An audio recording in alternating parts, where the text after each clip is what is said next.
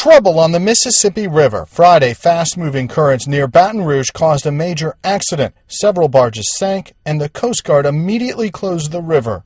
The river will remain closed until the location of all the barges have been confirmed and a safe navigable waterway has been established. Currently, the Coast Guard has teams of investigators and inspectors on scene. There are no reported injuries, no reported pollution, and no damage to the levees. It's the second closure on the Mississippi in less than a week and could have a major impact on the economy if a more permanent closure is required. Not only will these barges be stuck in port with their loads, but nothing else can move up or down the river either. But there is also good news this weekend. It's higher, but actually this is no higher than it gets every other year. In Butte LaRose, residents and emergency managers had been preparing for the worst, but the water isn't rising as fast as expected.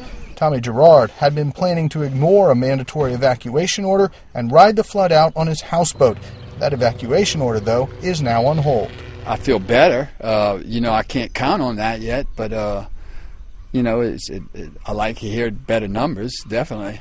The original National Weather Service projection was that the river would crest at 29 feet, the very top of this sign. They then revised that down to 27 feet, still a major problem for Butte LaRose, but now it's been revised again to 24.5 feet. We're going in the right direction. Residents just hope those numbers keep dropping. The water may get to the top of the bank, but as far as for getting in the house, like, with once thought, I don't think we're going to get wet. I really don't.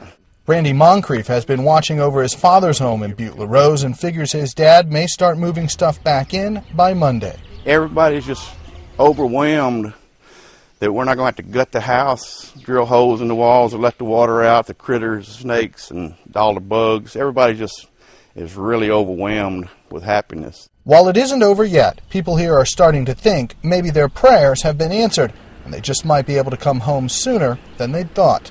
Rich Matthews, Associated Press, Butte LaRose, Louisiana.